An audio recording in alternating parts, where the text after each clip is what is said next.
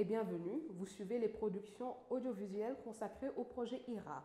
Le projet IRA, informer, accueillir, héberger et resocialiser du laboratoire d'analyse des sociétés et pouvoirs Afrique Diaspora, l'ASPAD, de l'Université Gaston Berger de Saint-Louis. Nous sommes aujourd'hui avec Pape Farah Diallo, enseignant-chercheur en sciences politiques à l'UGB. Il est responsable de la production scientifique et co-lead pour la formation et le renforcement des capacités. Pape Farah Diallo, bonjour. Bonjour Régina. Pape Farah, quelle est la place de l'enquête bonne pratique dans le projet IRA? Oui, l'enquête bonne pratique du projet IRA cherche à recenser et à documenter les dispositifs de prise en charge multiformes et multiniveaux des victimes ou survivantes de violences basées sur le genre, dispositifs que nous avons eu à répertorier sur l'ensemble du territoire national. Donc, cette enquête bonne pratique entre dans le cadre du volet recherche du projet IRA. Je rappelle que le projet IRA, c'est un projet de recherche-action participative. Donc la première année, c'était vraiment une année consacrée à la recherche pour nous permettre de nous appuyer sur des évidences au moment des interventions et au moment de la co-construction du modèle de référence. Donc l'enquête bonne pratique fait partie de toutes ces enquêtes que nous avons déroulées. À côté de l'enquête bonne pratique, il y a une enquête perception, il y a aussi une enquête cartographie des structures de prise en charge, et aussi avant il y avait une revue documentaire que nous avons réalisée et qui nous a permis d'avoir une bonne baseline pour pouvoir préparer la seconde phase qui consiste aux interventions. Entrons dans les détails. Quelles sont aujourd'hui ces bonnes pratiques que vous a permis de mettre en exergue l'enquête? Oui, nous avons pu répertorier durant l'enquête une dizaine de bonnes pratiques.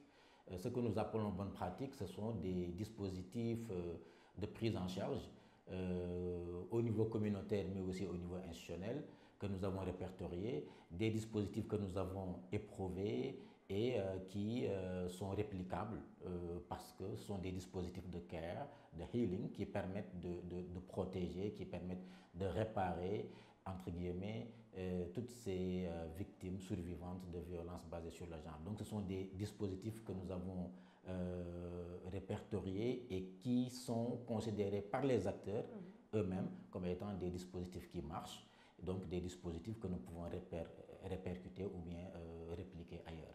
Donc du coup, une dizaine de bonnes pratiques que nous avons répertoriées. Parmi ces bonnes pratiques, nous pouvons citer d'abord le système de référencement.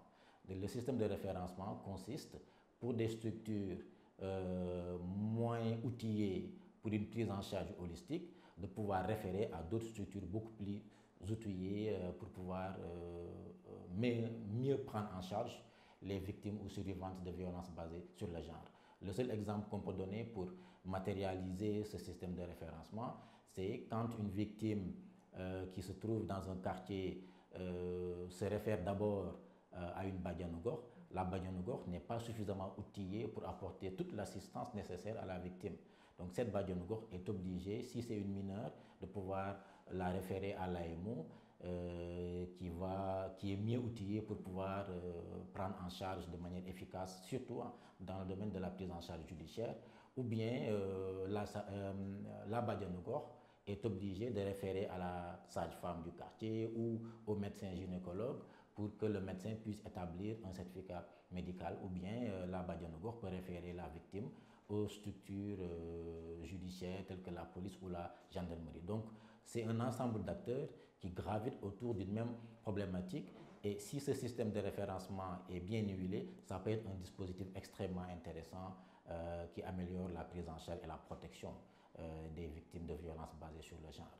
L'autre dispositif que nous avons répertorié, c'est la prise en charge judiciaire. Les acteurs du système judiciaire, la police, la gendarmerie, les magistrats, l'AMO jouent un rôle extrêmement important dans la prise en charge des victimes ou survivantes de violences basées sur le genre. Parce que l'enquête judiciaire commence au niveau de la police ou de la gendarmerie. En général, la police ou la gendarmerie réfère la victime à l'hôpital régional pour l'établissement d'un certificat médical et commence à procéder à l'enquête. Mais à ce niveau-là, si l'accueil n'est pas adéquat, la victime peut subir ou bien peut avoir l'impression de subir une double injustice. Elle a été agressée, elle est venue porter plainte, mais si à ce niveau-là, au niveau des structures de police ou de gendarmerie, l'accueil n'est pas adéquat, la victime peut avoir cette impression d'une double injustice. Donc, mais il y a des efforts qui ont été faits. C'est ça qui fait que nous pensons que les services de police ou de gendarmerie, notamment la prise en charge judiciaire qui commence avec ces services-là, ça peut être une bonne pratique parce que il y a maintenant dans les commissariats des points focaux au genre qui s'occupent de ces infractions particulières telles que les cas de viol ou d'agression sexuelle en général ou de violence sexiste globalement. Donc ça constitue une bonne pratique que nous avons répertoriée. L'autre bonne pratique, la troisième, c'est une prise en charge médicale précoce. Quand il y a une agression sexuelle ou bien quand il y a une violence perpétrée à l'encontre d'une femme ou d'une adolescente, la prise en charge médicale elle est fondamentale, surtout quand elle est précoce, parce que ça permet une prise en charge psychologique de la victime d'abord, mais aussi ça permet de pouvoir établir la preuve qu'il y a une agression pour que l'action judiciaire puisse être menée. Donc c'est extrêmement important, mais aussi au-delà de ça, la prise en charge médicale précoce peut permettre de prévenir les maladies sexuellement transmissibles qui peuvent découler par exemple d'un viol ou d'une agression sexuelle quelconque, mais aussi ça peut prévenir les grossesses non désirées. Mais tout ça dépend du fait que la prise en charge soit précoce. C'est pourquoi on a vu que dans certains cas, il y a cette prise en charge-là, mais dans beaucoup de cas au Sénégal, cette prise en charge pose problème, surtout en milieu rural, où voilà, cette prise en charge n'est pas aussi précoce qu'on l'aurait souhaité. L'autre dispositif qui nous semble constituer une bonne pratique de prise en charge, ce sont les maisons d'hébergement, les centres d'hébergement. Ce sont des structures qui accueillent des victimes, ce sont des structures de mise à l'abri qui peuvent permettre à ces victimes-là de bénéficier une fois sur place d'une prise en charge holistique. D'abord, on extirpe la victime de l'environnement hostile où elle se trouvait, mais aussi une fois sur place, on lui offre une prise en charge médicale, une prise en charge psychologique, une possibilité de pouvoir bénéficier de formations qui permettent à ces victimes-là de pouvoir se resocialiser. Et pour les mineurs ou adolescentes qui sont accueillis dans ces centres d'hébergement-là, on leur offre la possibilité de pouvoir être rescolarisés si c'était des jeunes filles qui étaient à l'école, par exemple. Donc ce sont des structures qui offrent une prise en charge holistique et durant l'enquête, tous nos interlocuteurs ont insisté sur la pertinence de ces dispositifs de prise en charge, notamment les centres d'hébergement qui sont les seules structures à offrir une prise en charge holistique. Voilà. Mais on va se rendre compte, et l'enquête l'a révélé, que ce sont des structures qui manquent terriblement de moyens parce que le soutien de l'État fait défaut. Ce sont des structures qui comptent beaucoup plus sur les partenaires techniques et financiers et nous savons tous que les financements de ces PTF ne sont pas dans la durée. Alors, il y a d'autres bonnes pratiques que nous avons répertoriées, parmi lesquelles on peut rapidement citer les médiations communautaires. Par exemple, en cas de violence conjugale, l'avantage de cette médiation communautaire consiste à ne pas rompre les liens du mariage, mais à régler le problème tout en préservant les liens du mariage. Et cette médiation communautaire, ce sont les imams du quartier, la Badianougor, certaines ONG qui sont dans des logiques communautaires qui parfois offrent leurs bons offices en matière de médiation communautaire. Il y a aussi les dispositifs tels que le système Rapid Pro, qui est le diminutif de Rapid Production, qui constitue un système qui permet d'activer l'ensemble des acteurs qui gravitent autour de la prise en charge dans une localité donnée. C'est un dispositif qui a été initié par UNICEF et qui a permis la mise en place des comités départementaux de protection de l'enfance. Le pendant de ces comités départementaux de protection de l'enfance, les CDPE, au niveau des villages, ce sont les comités villageois de protection de l'enfance. Donc, quand il y a une victime, automatiquement un SMS est envoyé et l'ensemble des acteurs, la Badianougor, la police, la gendarmerie, le gynécologue, l'AMO. Donc tous ces acteurs-là sont automatiquement informés et on active le levier de la prise en charge. Voilà. Donc c'est un dispositif qui est assez intéressant. L'autre dispositif, ce sont les numéros verts. Les numéros verts permettent à une victime de pouvoir appeler ce numéro pour pouvoir bénéficier automatiquement d'une prise en charge. L'avantage de ces numéros verts, c'est que vous pouvez être agressé à des heures tardives, 3 heures du matin, 4 heures du matin. Vous appelez le numéro, automatiquement on peut alerter les forces de sécurité, la police ou la gendarmerie qui viennent vous extirper de l'environnement hostile où vous êtes et où vous êtes en train de subir des agressions. Donc ces types de dispositifs aussi sont très intéressants, mais malheureusement ce sont des logistiques très lourdes qui demandent des moyens. Malheureusement, les structures qui ont mis en place ces moyens-là, ces dispositifs-là n'ont pas assez de moyens pour pouvoir pérenniser ces dispositifs, mais ce sont des dispositifs assez intéressants. L'autre dispositif, ce sont les dispositifs d'alerte et de veille. C'est comme par exemple les comités contre les violences faites aux femmes et aux filles qui existent sur toute l'étendue du territoire au niveau communautaire et qui regroupent un ensemble d'acteurs, des Badianougor, des associations de femmes, des associations de jeunes filles, voilà, et des ONG qui travaillent en milieu communautaire et qui font de leur combat, voilà, qui ont comme moyen de lutte des dispositifs d'alerte précoce au niveau communautaire. Donc ce sont des dispositifs qui sont extrêmement intéressants aussi. Voilà, donc telles sont les bonnes pratiques globalement que nous avons répertoriées, entre autres que nous avons répertoriées. Et enfin, la dernière question, quelles sont les recommandations issues de l'enquête bonnes pratiques? Oui, toutes les recommandations que nous avons formulées tournent autour de l'enjeu de l'institutionnalisation de ces bonnes pratiques-là. Parce que c'est ça qui manque en réalité. Quand on a fait l'enquête, ce qui ressort, c'est que ce sont des dispositifs qui existent, ça et là, qui existent quasiment sur toute l'étendue du territoire, à part 4 régions où on n'a pas pu trouver des dispositifs de ce genre. Mais ce qu'il faut remarquer, c'est qu'il y a des dispositifs qui existent dans certaines localités et qui n'existent pas dans d'autres. Okay? Donc du coup, l'enjeu ici, c'est comment faire pour institutionnaliser les dispositifs qui marchent et faire en sorte que ces dispositifs soient étendus sur le territoire national. C'est pourquoi la première recommandation que nous avons formulée, c'est à l'endroit de l'État.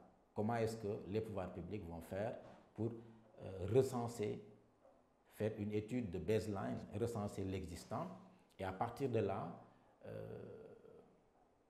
tirer les conclusions comme quoi il y a des dispositifs qui marchent, qui existent dans certaines localités et qui n'existent pas dans d'autres. Comment faire pour généraliser les dispositifs qui marchent. Cela passe par un recensement de l'ensemble des structures de prise en charge qui existent, un recensement de l'ensemble des dispositifs qui existent, à la fois au niveau institutionnel et au niveau communautaire, pour pouvoir, sur cette base, opérer ou bien généraliser les dispositifs les plus pertinents. Ça, c'est le premier élément. L'autre recommandation que nous avons formulée, c'est à l'endroit des forces de sécurité, la police et la gendarmerie, donc au niveau de la prise en charge judiciaire. Nous avons proposé que les agents de police ou de gendarmerie soient formés à mieux prendre en charge certains types d'infractions particulières, tels que les cas de viol ou d'agression sexuelle, parce que tout dépend de l'accueil.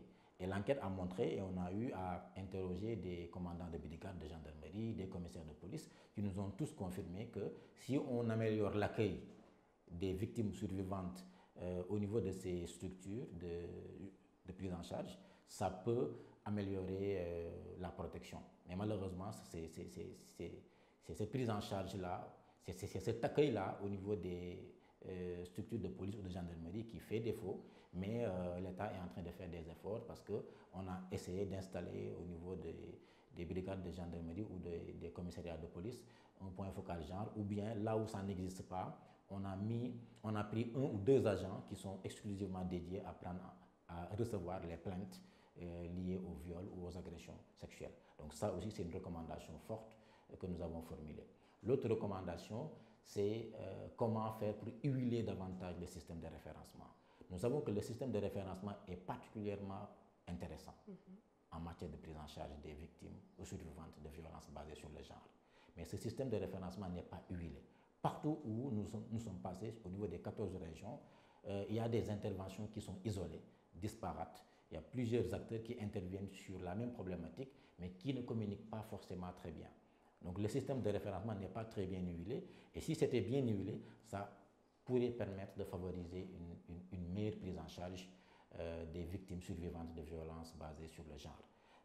La dernière recommandation que nous avons formulée, c'est comment faire pour renforcer les centres d'hébergement qui offrent une prise en charge holistique. Les centres d'hébergement, comme l'enquête l'a montré, sont les seules structures de prise en charge qui offrent des services holistiques. Malheureusement, ces centres sont dépourvus de moyens. Donc, il faudrait que l'État appuie davantage ces centres-là. D'abord, l'État gagnerait à recenser l'ensemble des centres qui existent. Nous, notre enquête cartographie a montré qu'il y a 28 centres qui existent au niveau national et qu'il y a 4 régions parmi les 14 qui ne disposent pas de centres. L'État gagnerait à d'abord faire le point sur l'existant et comment renforcer l'existant et comment élargir la carte des centres d'hébergement sur toute l'étendue du territoire pour permettre aux victimes, quel que soit l'endroit où elles se trouvent, de pouvoir bénéficier d'une prise en charge rapprochée, mais aussi d'une prise en charge efficace et holistique. Donc voilà globalement les principales recommandations que nous avons formulées pour une meilleure prise en charge des violences basées sur le genre au Sénégal. Merci beaucoup, Pape Fara Diallo. Je rappelle que vous êtes enseignant-chercheur en sciences politiques à l'Université Gaston Berger de Saint-Louis, responsable production scientifique et colite pour la formation et le renforcement de capacités, et qui était également responsable de l'enquête bonne pratique dans le cadre du projet IRA, informer, accueillir, héberger et resocialiser du LASPAT, le laboratoire d'analyse des sociétés et pouvoirs Afrique Diaspora. Je vous remercie.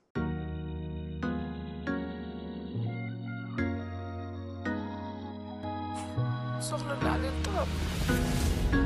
Je me sens pas bien chez moi. Je me sens même pas en sécurité chez moi. Sama nijaay daf may sàkku suba ngoon mu déglu